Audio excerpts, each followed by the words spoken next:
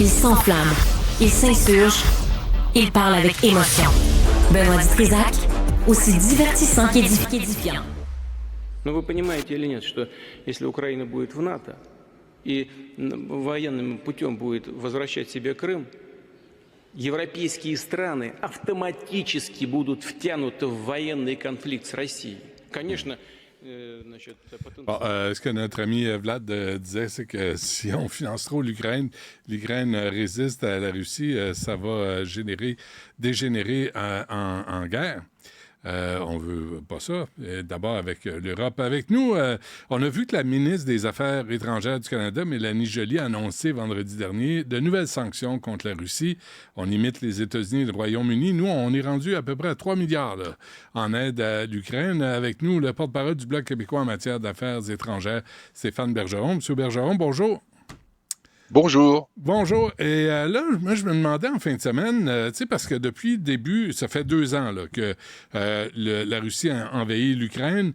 Je me disais, toutes les sanctions là, que le Canada, parlons juste du Canada, là, a mis en place, est-ce que ça a fonctionné? Est-ce que ça a donné quelque chose? C'est sûr que les sanctions ont un impact. On a vu la croissance économique de la Russie ralentir de façon considérable dans les semaines, les mois qui ont suivi le déclenchement de la guerre en Ukraine. Alors, c'est incontestable, il y a un impact. Maintenant, par rapport au Canada, il y a un certain nombre de questions qu'on peut se poser.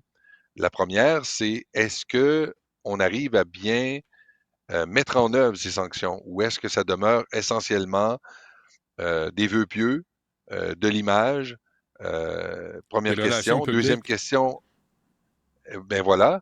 Deuxième question, est-ce que le Canada ne se permet pas des passe-droits sans le dire à quiconque au fur et à mesure que le temps avance, puis qu'un certain nombre d'entreprises canadiennes éventuellement sont touchées par les sanctions? Oui, ça, Et on va en la parler troisième dans question un instant, M. Oui. Bergeron, là, cette affaire-là de détourner. La troisième, c'est quoi? La troisième question qu'on peut se poser, c'est on a l'air de jouer les effeuilleurs. Tu sais, on aurait pu s'attendre à ce que dès le départ, dès le début du conflit, on annonce toute une batterie de sanctions qui allaient couvrir à peu près tout. Là, on réalise qu'on trouve toujours d'autres mondes, d'autres entreprises, d'autres actifs, d'autres intérêts à sanctionner. Pourquoi est-ce qu'on a décidé de ne pas y aller, excusez-moi l'expression latine, de ne pas y aller all-in dès le départ, justement, pour avoir un impact réel sur l'économie russe? Ça, c'est quelque chose qui est extrêmement préoccupant de se dire qu'on se garde des munitions là, en réserve pour pouvoir sanctionner d'autres personnes. Vous vous souvenez qu'à un moment donné, on a décidé de sanctionner un certain nombre de banques qu'on a exclues du système de transactions SWIFT. Je pense qu'on en a exclu 7 banques russes. Mais il y en a encore des centaines qui sont admises dans le système de transactions SWIFT, si bien qu'un certain nombre de transactions qui passaient par les banques auparavant, qui sont maintenant sanctionnées, qui passent dorénavant par d'autres banques russes qui, elles, ne le sont pas. Donc, oui, il y a un impact, mais l'impact est, je dirais, limité. On apprend, M. Bergeron, que là, le Canada sanctionne 10 personnes et 153 entités russes de plus. Mais moi, quand je regarde ça comme citoyen qui ne connaît rien, tu dis vraiment 10 personnes. Est-ce que c'est pas des sanctions de pee-wee face à un pays qui est immensément plus puissant que le nôtre? Vous soulevez une question intéressante parce que les relations économiques avec la Russie sont relativement modestes. On parle bien sûr de millions de dollars, puis pour le commun des mortels, ça peut apparaître des montants comme étant des montants extrêmement importants. Mais le Canada n'est pas un partenaire commercial très important de la Russie et vice-versa. C'est donc dire que le Canada a bien peu d'impact seul sur le cours des choses en Russie et qu'il faut donc effectivement que le tout soit un peu coordonné sur le plan international pour que les sanctions aient un réel impact sur l'économie russe. Donc, lorsque des pays européens particulièrement appliquent des sanctions, ils ont souvent beaucoup plus à souffrir de l'application des sanctions que le Canada, parce que, comme je le disais, les relations économiques avec la Russie sont relativement modestes. Et qui plus est, on réalise après coup que le Canada n'est pas très efficace à mettre en œuvre ces sanctions et qui, en plus, se permet toute une série de passe-droits, ce qui fait qu'en bout de piste, on se demande Ouais, ces sanctions-là. on va y arriver au passe-droit. Là. Je sais que ça vous tente, M. Bergeron. Donnez-moi une seconde. je vous entends. Là. Mais juste pour finir là-dessus, je lisais le Fonds monétaire international disait que la Russie, l'année prochaine, verrait son économie accroître de 2,6 c'est comme l'économie de guerre et le rapport aussi avec l'Afrique du Sud, le Brésil, la Chine et l'Inde. Ça va bien pour Vladimir. Là. Il n'y a pas à être inquiet, en tout cas, surtout pas de Justin et du Canada. Ben, ça va pas si bien que ça. D'abord, il y a des mandats d'arrêt qui ont été émis contre lui, ce qui est bien que ça devient un peu compliqué pour lui de voyager à l'étranger sans risquer de se faire arrêter. Il avait planifié un voyage en Afrique du Sud, puis les Sud-Africains avaient laissé entendre qu'ils n'allaient pas l'arrêter, jusqu'à ce qu'à un moment donné, on rappelle à l'Afrique du Sud qu'elle a des obligations en vertu du droit international. Ouais. Puis Vladimir a préféré rester à la maison plutôt que d'aller faire un tour en Afrique du Sud et de risquer d'être arrêté.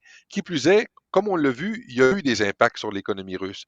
Et ces nouvelles sanctions qui ont été décrétées à l'échelle internationale auront aussi des impacts sur l'économie russe. Mais ça ne veut pas dire que l'économie russe cesse de croître complètement.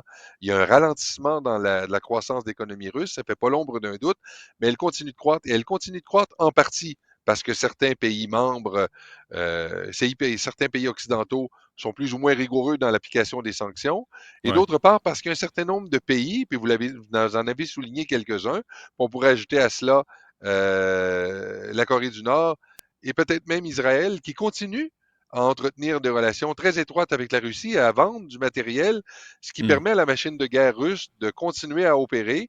Puis là, ben, tu as des relations vraiment étranges, comme par exemple, tu as des pays européens qui ont décidé de conclure une entente avec l'Azerbaïdjan pour de l'importation de pétrole. Du pétrole qui, on le présume, provient en partie de l'Azerbaïdjan, mais qui provient en partie de la Russie. Ouais. Donc, on décide d'acheter du pétrole russe de la Russie directement, mais on achète du pétrole russe qui nous vient d'Azerbaïdjan. Mais ça, l'histoire des intermédiaires, là, on arrive au Canada, M. Bergeron. Là, je lisais un article d'octobre 2023. Le gouvernement canadien a délivré plus d'une dizaine de permis spéciaux pour permettre à des compagnies canadiennes de contourner les sanctions économiques qu'il a lui-même imposées à Moscou. Est-ce qu'on est un visage à deux faces? Je pense que c'est une question extrêmement pertinente que vous posez, puis malheureusement, je ne suis pas la bonne personne pour donner la réponse. Sinon que je pense qu'effectivement, le Canada n'est pas parfaitement rigoureux. Vous vous souvenez de toute l'histoire qui avait entouré l'idée de retourner en Allemagne une turbine qui servait pour Gazprom. Ça a fait tout un tintouin au niveau médiatique, si bien que le Comité des affaires étrangères avait tenu des audiences spéciales sur cette histoire, convoqué la ministre des Affaires étrangères, le ministre des Ressources naturelles, l'ambassadrice d'Allemagne, l'ambassadrice de l'Union européenne, l'ambassadrice d'Ukraine, toute une histoire. Puis là, on réalise que le Canada n'a pas eu sa leçon avec cette expérience-là, ou au contraire, il a eu sa leçon, il a décidé de procéder plutôt en catimini pour les autres exclusions, mais on a continué à donner des permis de fonctionner ou des permis de contourner les sanctions à un certain nombre d'entreprises qui soit exportaient des produits ou importaient des produits. Puis ce qui est le plus préoccupant, c'est qu'il y a un certain nombre de ces produits qui peuvent éventuellement servir à la conception d'armements. Donc, d'un côté, on envoie des armes à l'Ukraine, puis d'un autre côté, on contribue de loin, vous me direz, puis vous auriez parfaitement raison, mais on continue à contribuer à l'armement de la Russie, et ça, c'est extrêmement préoccupant. Là, on passe par la Turquie, les Émirats arabes unis, le Kazakhstan. On passe par des pays intermédiaires pour faire affaire avec la Russie d'un côté.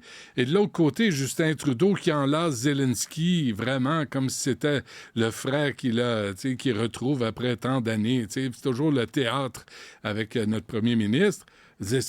S'il était honnête intellectuellement, Justin Trudeau, Il choisit Zelensky ou il choisit de faire ses entourloupettes économiques avec des pays intermédiaires qui finissent par faire affaire avec la Russie? Oui, puis on a des alliés un peu pas fiables. Vous avez nommé la Turquie. La Turquie, c'est pas la première fois que le Canada se fait prendre. La Turquie, on avait vendu à la Turquie des équipements de télédétection très sophistiqués qui servaient à équiper les drones Bayraktar, les fameux drones Bayraktar. Euh, et c'était sous la compréhension que ces drones devaient servir à l'armée turque uniquement. Mais on a vu ces drones équiper l'armée de l'Azerbaïdjan lors de la guerre en 2020, ce qui a permis à l'Azerbaïdjan de vaincre militairement l'Arménie. Le Canada est en grande partie responsable de la défaite de l'Arménie en 2020. Ben, c'est le même genre de truc. Puis on vient de réautoriser parce qu'on avait, à la suite de cela, émis un embargo sur les ventes d'armes à la Turquie, puis on vient de lever l'embargo, puis probablement que c'était dans une espèce de deal avec la Turquie pour que la Turquie accepte l'adhésion de la Suède à l'OTAN. Donc, on a accepté, le Canada et un certain nombre d'autres pays, de lever les embargos sur les ventes d'armes. Puis, on sait que la Turquie joue sur les deux tableaux. Là. Elle n'a pas appliqué les sanctions que la plupart des pays occidentaux, que les membres de l'OTAN ont appliquées à l'égard de la Russie. Ouais. Puis, la Turquie ouvertement prétend être un intermédiaire entre le monde occidental et la Russie. Donc, il y a un certain nombre de pays, effectivement, avec lesquels nous, on fait affaire et qui sont même des alliés de l'OTAN qui entretiennent des relations troubles avec la Russie. Maintenant, vous Hum. parliez des retrouvailles et des embrassades avec Zelensky. Le Canada se prétend être l'allié le plus fiable, le plus proche de l'Ukraine, et patati et patata. Le Canada est encore aujourd'hui l'un des seuls pays, sinon le seul allié de l'Ukraine à n'avoir pas encore dépêché sur place une délégation parlementaire. On dirait que juste les ministres pour qui c'est sécuritaire, les ministres et le premier ministre, pour qui c'est sécuritaire d'aller en Ukraine.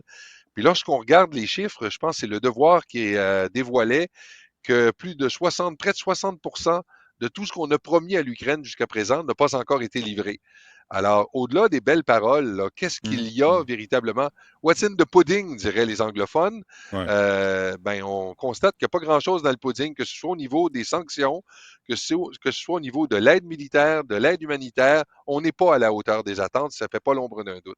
Mais le bon côté, deux affaires. Là. Le bon, faut finir de façon agréable, M. Bergeron. Là. Tu sais, le bon côté des choses, c'est qu'il n'a pas traîné avec lui un ancien nazi pour aller saluer Zelensky. Vraiment, félicitations. Ça, c'est un bon coup.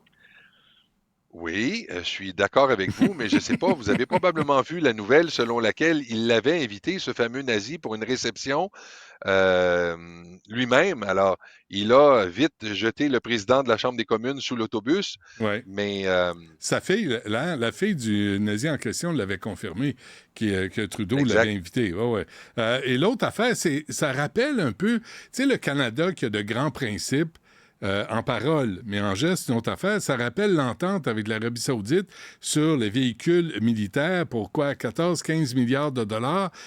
Trudeau avait Exactement. dénoncé Harper, c'était scandaleux, c'était écœurant. Puis quand il est arrivé au pouvoir, il a dit, c'est correct, on continue à vendre, puis tout va bien. Et puis ça continue. On continue de vendre des armes à l'Arabie saoudite. Puis l'Arabie saoudite, l'usage qu'elle en fait, euh, je dois dire que j'irais même jusqu'à dire, puis là, ben, on pourrait parler des ventes d'armes à Israël qui fait débat ces jours-ci, mais le cadre de vente d'armes du Canada à l'étranger prévoit explicitement que les États récipiendaires doivent faire la démonstration que les armes ne sont pas utilisées contre des populations civiles. Ben, dans le cas de l'Arabie saoudite, dans le cas de la Turquie, on l'a vu, dans le cas d'Israël, je ne suis pas sûr que ça corresponde au cadre défini par le Canada pour autoriser des ventes d'armes à l'étranger. La question se pose. Monsieur Bergeron, merci parce que je trouvais ça important quand même.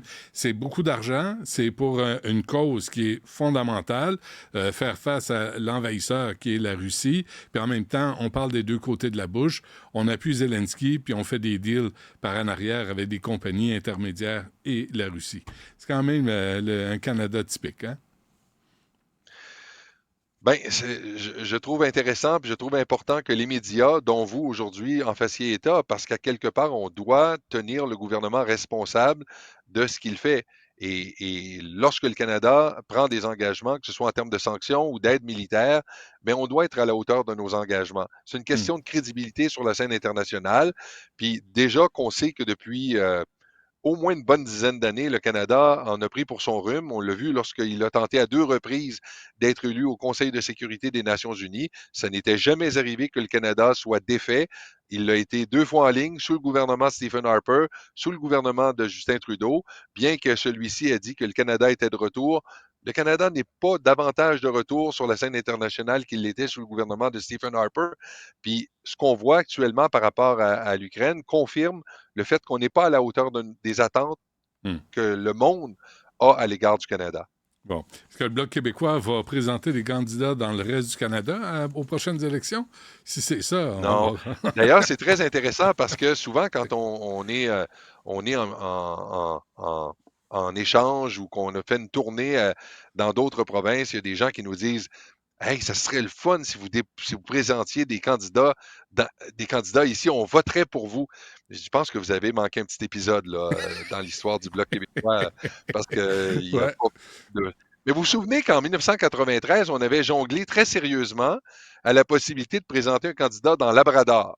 Ouais. Et Puis, finalement, on avait décidé de ne pas le faire, mais on a envisagé sérieusement la possibilité de le tentant, faire à hein? l'époque. Pensez-y. Bon, ben, de toute façon, on va avoir le temps de se reparler d'ici là. M. Bergeron du Bloc Absolument. québécois, merci. À la prochaine.